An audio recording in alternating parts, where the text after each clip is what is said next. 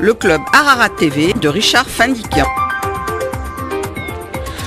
Bonjour à toutes, bonjour à tous. C'est le Club Ararat TV Dialogue RCF. Vous retrouvez cette émission multidiffusée sur Dialogue RCF, également en podcast sur le site de la Chambre de commerce et d'industrie franco-arménienne ccifa-france.com. Vous retrouvez aussi cette émission sur les réseaux sociaux et notamment sur notre page Facebook ainsi que dans le groupe Ararat TV, où vous pouvez poster vos commentaires. Une émission consacrée à la 5e édition du Festival national du livre franco-arménien, prix Charles Aznavour 2015, qui se déroulera le samedi 25 avril dans le grand hall du Palais de la Bourse sur la Cavière. Au sommaire de cette émission, en studio, notre invitée Lydie Belmont, écrivaine mais aussi comédienne et chanteuse, auteure de Promenades littéraires en Provence, publié chez Mémoires millénaires, et de La Petite Arménie, du boulevard des Grands Pas à Saint-Lô, ouvrage préfacé par Charles Aznavour. 2 ouvrages que nous retrouvons avec plaisir pour l'édition du centenaire 2015 à Marseille.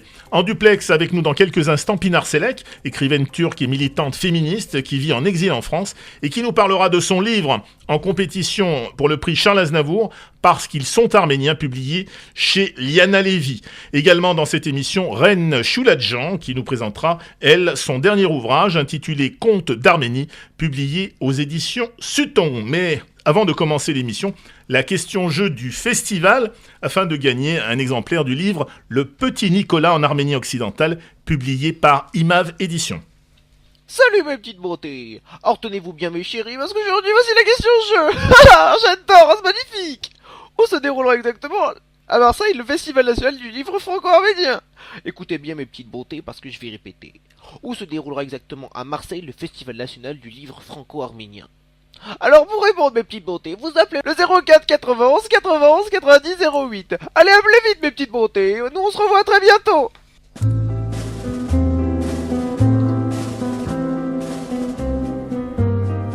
Le magazine du festival. Nous sommes en liaison avec Pinar Selek, écrivaine turque, comme je viens de vous l'annoncer, et réfugiée politique en France. Elle enseigne à l'École nationale supérieure de Lyon. Pinar Selek, bonjour. Bonjour. Alors vous êtes, Pinar Selek, sociologue, militante féministe, et vous vivez donc en exil en France. Vous avez payé très cher vos convictions et votre quête de liberté d'expression. Tout a commencé le 11 juillet 98. Vous n'aviez que 27 ans. La police turque vous arrête. Elle souhaite savoir les noms des personnes que vous avez eu l'occasion d'interviewer en tant que sociologue. Après avoir passé 2 ans en prison, entre 2 ans et demi. 2 ans et demi, soyons précis. Entre 98 et 2000, vous êtes poursuivi par la justice turque depuis maintenant plus de 15 ans. Alors, cette procédure judiciaire est l'une des plus longues de l'histoire pénale de la Turquie, Pinar Selek. Oui, il y a plein d'injustices dans les prisons, il y a plein de personnes qui sont pour rien là-bas. Mais mon procès, il est devenu un peu très symbolique parce que c'est à cause de la durée et à cause de la médiatisation aussi, surtout grâce à la solidarité autour de ce procès depuis le début. Mais on n'imaginait pas que cela allait durer si longtemps. Maintenant, ça fait 17 ans à peu près. 17 ans. Alors, on vous accuse d'avoir commis un attentat, mais l'enquête aura démontré qu'il s'agit d'une explosion accidentelle. Rien n'y fait. Les procureurs continuent de faire appel à chaque acquittement. C'est un véritable acharnement que les autorités turques ont entrepris contre vous. Malgré un 4e acquittement le 19 décembre 2014, le procureur a fait appel. Le dossier est donc encore renvoyé devant la Cour suprême. Oui, c'est une lutte symbolique un peu. Comme je suis devenue un symbole dans la société, et l'État ne veut pas céder à ça, et surtout le fait que je suis une femme, et une femme qui veut être libre, se joue aussi, je crois. Et oui. Et ils ne veulent pas ils pensent que je suis assez populaire en Turquie, ils ne veulent pas interdire mes livres, alors ils ne touchent pas. Ils ont choisi le chemin de me criminaliser. Et alors, ils continuent ce procès, ils essaient de me criminaliser, mais sans pouvoir le prouver. Et c'est un procès kafkaïen, personne ne le croit. Et moi, j'essaie de ne pas beaucoup penser à ça. J'essaie de continuer mon chemin, et je dis toujours que quand les journalistes m'appellent, je dis que je ne connais pas le producteur, je ne connais pas le scénariste, alors je ne veux pas jouer dans ce film, même s'ils m'ont attribué un rôle, un rôle principal, mais moi je ne veux pas, alors j'essaie de ne pas penser, mais chaque fois, trois fois par année, et toujours, il y a un procès à la une de toutes les télévisions, tous les journaux en Turquie. Il y a plein de mobilisations. Et grâce à mes comités de soutien, grâce à mes avocats, grâce à ma famille, et cette lutte continue. Et ça me laisse libre pour continuer d'autres choses. Parce que c'est aussi une épée de Damoclès sur ma tête. Et c'est un message, ne fait pas grand-chose, ne va pas vite. Alors moi, j'essaie de ne pas être dominée par cette peur. Alors, vous démontrez, Pinar Selek, comment l'État turc a éduqué les différentes générations avec des doctrines très nationalistes. Tout le discours consistait à dire, quand il y a des contestations, ce sont des Arméniens qui dirigent. En substance, vous dites en Turquie, quand quelque chose n'allait pas, c'était toujours à cause des Arméniens. Hein, c'est un peu ce qu'on retrouve dans votre livre intitulé « Parce qu'ils sont Arméniens », publié chez Liana Levy. Et c'est en fait un énième pied de nez aux autorités turques que vous faites. Oui, mes avocats m'ont un peu fâché, mais voilà. Mais ce n'est pas seulement ça dans ce livre. Premièrement, je fais le témoignage au négationnisme. Et quand vous dites comment sont considérés les Arméniens, qu'est-ce que ça veut dire être arménien en Turquie? Mais je fais un autre témoignage du champ militant en Turquie, à la contestation. Et alors aux intellectuels turcs, au mouvement féministe, au mouvement de gauche, etc. Et je disais que même si ces mouvements se positionnent dans une position contestataire, ils sont dans l'hégémonie du discours de l'État. Et moi, je cite comment j'ai découvert la construction de mon regard, parce que je me disais que je regardais mais je ne voyais pas. Je regardais mais je ne voyais pas. Même si il n'y a pas le génocide dans ma famille autour de moi. On parlait, mais ce n'était pas important, ce n'était pas la plus importante des choses. C'était un détail. Alors, pourquoi c'était comme ça? J'ai beaucoup demandé. Et après, petit à petit, j'ai commencé à découvrir les éléments de la construction de mon regard, de ma personnalité. Et je crois que à ce niveau, il y a plein de Français qui ont lu ce livre et qui m'ont dit que pour les Arméniens, nous apprenons plein de choses, mais c'est aussi, ça nous donne il y a plein de ressemblances pour l'opposition des Français, pour les immigrés en France, etc. Oui. Alors vous dites... Aussi, oui. Mais aussi, c'est un témoignage à la transformation de l'espace militant en Turquie. Et c'est un témoignage à la résistance. Et à partir de la deuxième moitié du livre, je commence à raconter comment en Turquie les choses commencent à changer, mais pas de la structure politique, mais de la base de la société civile, comment les gens ont essayé et ont même réussi à dépasser les dépasses. C'est un témoignage à la résistance aussi, mais bien sûr, c'est le début de la résistance. Alors vous dites, ce sera la dernière question, Pinar Selek, vous dites que la trace des Arméniens a été effacée de l'histoire, des noms de rues aux monuments. Être arménien en Turquie, c'était déambuler sans révolte, écrivez-vous, sur des avenues baptisées des noms des gouvernants responsables du génocide. En simplement échangeant une adresse, écrivez-vous, on prononce le nom de l'assassin de son grand-père ou de sa grand-mère. Oui, c'était très difficile pour moi de découvrir qu'est-ce que ça voulait dire arménien, parce que moi, je faisais une comparaison avec moi. Mon père était en prison 5 années. Pourquoi moi, j'étais plus actif que eux? Et à un moment donné, j'ai découvert que je n'étais pas dans la même position des Arméniens. On n'était pas dans le même niveau de la hiérarchie sociale. Et c'est très important de découvrir ça. C'est Parce que quand tu commences à comprendre l'expérience de l'autre, et quand tu commences à comprendre l'expérience de l'autre, tu commences aussi à te comprendre.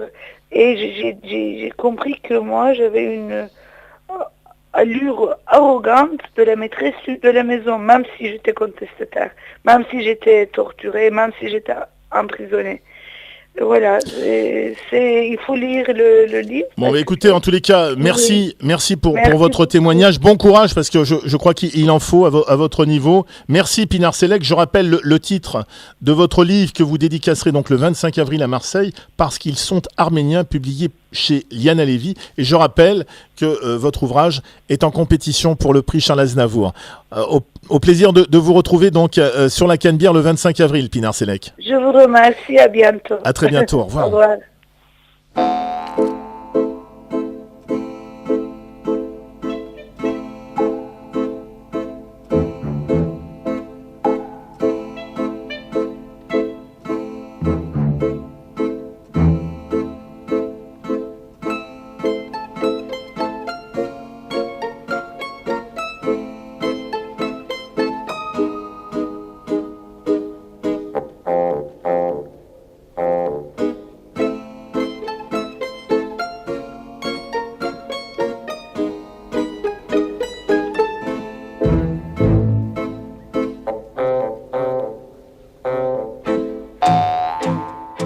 Et voilà, nous accueillons maintenant Lydie Belmonte. Lydie Belmonte, bonjour. Bonjour, merci de me recevoir. Et merci à vous d'être venue à ce micro. Alors, vous êtes née à Marseille, Lydie Belmonte, d'une mère d'origine arménienne et d'un père d'origine espagnole, chanteuse, comédienne, médaille d'or du Conservatoire d'art dramatique de Marseille, mais aussi écrivaine. Vous dédicacerez vos 2 principaux ouvrages le 25 avril prochain. La Petite Arménie, édité chez Jeanne Lafitte, si je ne m'abuse, oui. Et Promenade littéraire en Provence aux éditions Mémoire millénaire. Alors, parlons d'abord de la Petite Arménie, un exemple emblématique d'un quartier de Marseille, le boulevard des Grands Pins à Saint-Loup. De la Petite Arménie au boulevard des Grands Pins relate l'histoire d'un quartier où se sont installés à partir de 1924 les premiers rescapés du génocide. C'est un livre que vous avez écrit à partir d'un mémoire d'histoire que vous avez soutenu en 91 à l'université d'Aix-en-Provence. C'est bien ça, c'est exact.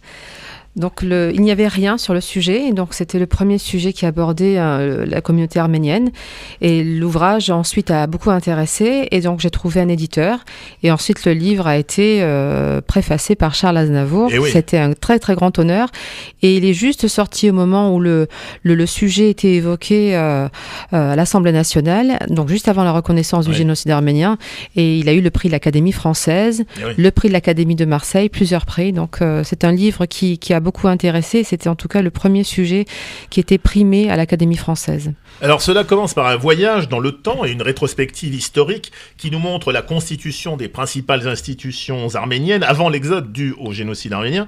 Vous soulignez aussi dans cet ouvrage les conséquences de cette influence sur l'identité arménienne. Oui, évidemment, quand les Arméniens sont venus en France, il n'y avait rien, il n'y avait pas de politique d'accueil, d'immigration. Donc, en plus, ils venaient d'une culture différente, même s'ils avaient, la France avait une aura très importante et qu'ils connaissaient la France, en tout cas quelques auteurs. Donc, c'était en plus, en ayant subi un génocide, c'est quelque chose de traumatisant, d'être déraciné et de n'avoir aucune possibilité de retour dans son pays. Donc la première chose, quand les Arméniens sont arrivés, donc il a fallu trouver rapidement de quoi se loger, de travailler, et donc l'intégration s'est faite progressivement, mais en tout cas avec beaucoup de courage. Et en tout cas, quand on parle maintenant de cellules de crise, quand il y a un attentat, quand il y a un crash, il n'y avait pas tout ça à l'époque. Oui. Donc il a fallu s'armer de beaucoup de courage, et il n'avait pas le choix. Voilà. Et en plus, c'était des chrétiens qui se sont intégrés plus facilement dans un pays qui était chrétien, et ils ont eu que leur courage et leur volonté pour arriver à bout de toutes leurs difficultés. Elles ont été très nombreuses. Et donc, à travers ce quartier, le quartier des Grands Pins, pourquoi ce quartier-là? Parce que c'est un quartier emblématique, symbolique, qui vaut pour tous les quartiers arméniens de Marseille, mais aussi de France, j'allais dire, puisque c'est un petit peu le le même schéma, c'est-à-dire que donc dans ce quartier qui était une ancienne pinède, ce quartier a été morcelé, cette terre a été morcelée en plusieurs lopins. Pour ceux qui connaissent, c'est à côté du Auchan Saint-Loup, qui était avant cet espace-là était occupé par un terrain vague et c'est là où s'entraînaient les équipes de football arméniennes. Absolument. Voilà. Et donc ils ont construit progressivement leur maison, leur église, leur école, et toute une vie très florissante a vu le jour très très rapidement. Et c'est un parcours très très touchant et on voit toute l'évolution à travers le siècle des associations, des commerçants, de l'école, tous les bénévoles qui ont œuvré pour aider tous ces enfants. Il y en avait au moins 300. Enfin, c'était vraiment toute une reconstitution. En plus, au bout du quartier, il y avait ce qu'on appelle la caraque, la ferme, où se passaient les fêtes champêtres. Oui.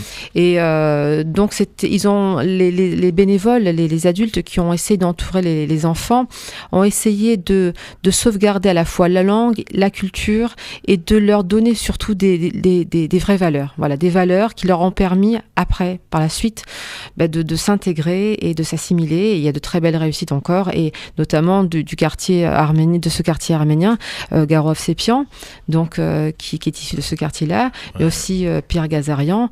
Alors évoquer l'histoire du boulevard des Grands Pins, c'est évoquer l'histoire des Arméniens qui l'ont construit, habité et façonné à leur image à travers l'héritage de leurs ancêtres. C'est tout à fait ça. Donc, leur maison, ensuite l'église arménienne en 1928, la Soupkevork. Les Arméniens ont construit leur église. Dans l'église, il y avait donc deux enseignants, un couple d'enseignants, les Boyadians, qui venaient enseigner aux enfants juste avant qu'ils n'intègrent l'école communale.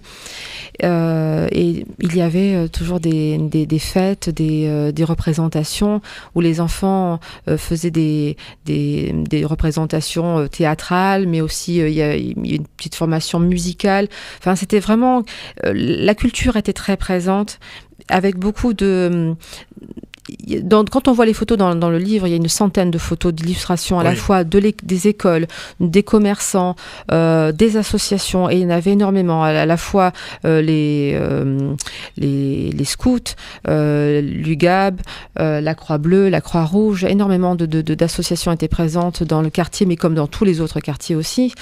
Et on voit à travers les photos la dignité des personnes qui sont représentées. Donc même en étant pauvre, parce que là c'était un quartier ouvrier. Pourquoi ce quartier-là? Parce que évidemment tout autour il y avait des usines qui étaient offreuses d'emploi, donc c'était important. Donc d'être dans ce quartier-là, et toute cette vie florissante n'aurait pas pu avoir lieu donc s'il n'y avait pas eu ce travail qui a permis de nourrir ces familles, et aussi bien les hommes que les femmes travaillaient. Il y avait le travail donc dans les usines, mais aussi à domicile où il y avait un artisanat très très florissant. Alors, quelques mots maintenant, Lydie, sur Promenade littéraire en Provence. Oui. Vous faites dans ce livre le guide, afin de nous entraîner sur les pas de 16 grands écrivains de la littérature française qui témoignent de leur passage, charmés par la beauté et la force de la Provence, en nous dévoilant parfois des trésors cachés. Exactement. Donc, je vais les nommer, ces 16 auteurs. Il y en a beaucoup. Il y en a une femme. Il y a une femme, oui. Simone de Beauvoir, mais ce sont tous des personnalités, des auteurs qui ont marqué la littérature par leur prise de pouvoir, c'est des humanistes. Oui. Et aussi, le point commun, des baroudeurs pour la plupart d'entre eux. Oui. Donc, Simone de Beauvoir, Albert Camus, Blaise Cendrars, René Char, Alexandre Dumas, Jean Giono, Jean-Claude Izzo, Frédéric Mistral, Marcel Pagnol, Arthur Rimbaud, Émile Zola, Alphonse Daudet, Chateaubriand, Albert Londres, Edmond Rostand, Albert Cohen. Donc ce sont des auteurs soit qui sont autochtones, qui sont nés en Provence ou à Marseille, mais aussi des auteurs qui ont été de passage, mais qui ont été marqués par Marseille et qui ont été inspirés dans leurs pages, dans leurs ouvrages par Marseille, soit en tant que personnage principal, soit en tant que lieu qui les ont inspirés. Alors, dans cet ouvrage, on voyage beaucoup. On va d'Aix-en-Provence à Avignon, de Fontvieille à Lourmarin, de Marseille à Cassis, en passant par Aubagne, Arles, Manosque, Forcalquier. C'est une véritable découverte de la région en même temps. Oui, c'est une manière de découvrir la région de manière intelligente. J'allais dire, c'est un guide qui est très pratique, que l'on peut avoir dans sa voiture, et en fonction du lieu où on se trouve, avoir des propositions de balades que j'ai réalisées. Donc, j'ai réalisé toutes les balades dont je parle. C'est très subjectif. J'ai aussi fait toutes les photos, donc qui illustre à la fois les commentaires ou des passages des auteurs. Et c'est une manière de voyager intelligent. C'est aussi une manière aussi pour les enfants qui n'aimeraient pas la littérature de découvrir d'abord concrètement à travers des sites du patrimoine. Donc c'est une manière aussi de découvrir le site de la région, de découvrir la littérature à travers ces sites. Voilà, donc pourquoi pas, quand on veut découvrir Marcel Pagnol, découvrir à travers les balades qui sont faites dans la colline, ou à travers le château de la Busine, ou à travers des lieux de tournage. C'est une manière pour les enfants d'apprécier la littérature d'une autre manière, plus ludique. On observe une petite pause dans cette émission, on se retrouve dans un instant.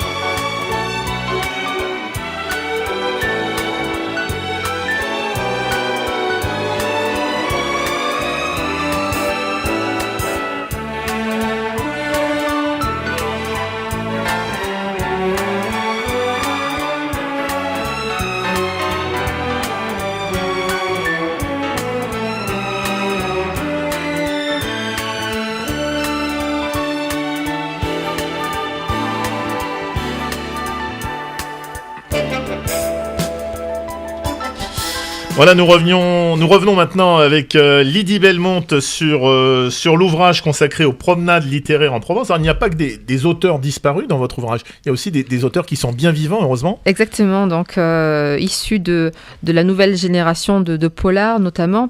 Donc Gilles Delpapas, Olivier Descos, Philippe Carès et René Frény dans des genres différents. Voilà, pour enrichir à la fois donc tout ce panel d'auteurs qui ont été inspirés par la Provence, qui est à la fois très très belle mais aussi très très différente. Hein. Donc elle est belle, rebelle, mais en tout cas elle inspire toujours avec ses ciels, ses décors et ses paysages qui sont un peu aussi à l'image des hommes qui l'habitent. Alors dans la préface de Charles Aznavour, on peut lire: on sait peu de choses, et moi-même, en lisant Lydie Belmonte, j'ai appris, écrit Charles Aznavour, beaucoup plus sur nous-mêmes que j'en avais su jusqu'ici. Cet ouvrage restera pour moi un livre de référence. C'est un bel hommage que vous fait Charles Aznavour, là, Lydie Belmonte. C'est la plus belle chose, c'est mon Oscar, c'est mon César, c'est... Voilà, c'est la plus belle récompense que j'ai, en plus de l'artiste que j'admire le plus au monde. Donc ça a été très, très élogieux, très dithyrambique. Et j'en étais très honorée, surtout à une époque où il n'y avait rien. Je reparle. Donc et vraiment quand je rencontrais des journalistes ou d'autres personnes qui ne connaissaient pas encore le génocide arménien, qui ne savaient pas du tout, et d'en reparler là maintenant avec toutes les manifestations qu'il y a cette année qui ont commencé, qui vont avoir lieu tout au cours de cette année. Voilà, c'est quelque chose qui touche, qui est très touchant. Alors c'est Jeanne Lafitte, l'éditrice Jeanne Lafitte, qui a réédité l'ouvrage. Voilà, l'ouvrage au départ a été édité par TACUCEL et il a été très vite épuisé. Puis évidemment, puisque c'est le premier sujet sur la communauté arménienne, il a beaucoup intéressé, de nombreux prix. Donc je rappelle à l'Académie française, l'Académie de Marseille, prix aussi Grand Prix historique de Provence.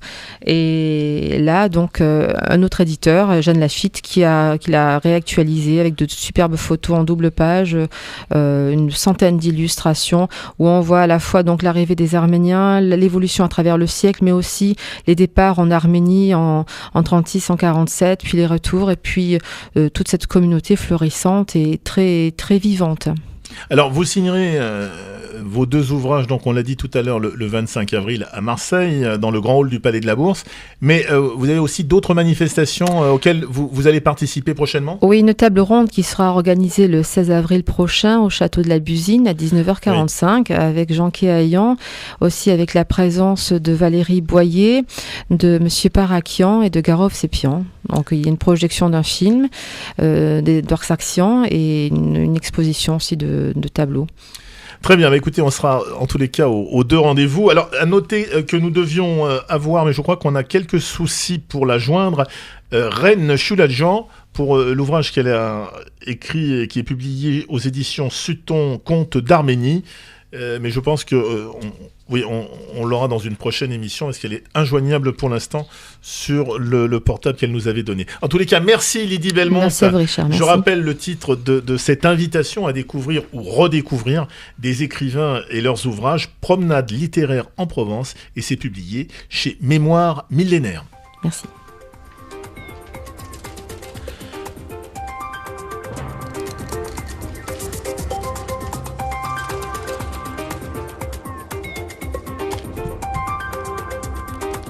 Voilà, c'est la fin du club Ararat TV, Dialogue RCF. Merci à vous d'avoir participé à cette émission, Lydie. Merci à vous toutes et à vous tous de votre attention. Vous retrouvez cette émission en podcast sur le site ccifa-france.com et sur les réseaux sociaux ainsi que sur notre page Facebook Aznavour Story et Ararat TV. En attendant de vous retrouver dans un prochain numéro du club Ararat TV, je vous souhaite de passer une excellente semaine et je vous dis à très vite sur Dialogue RCF.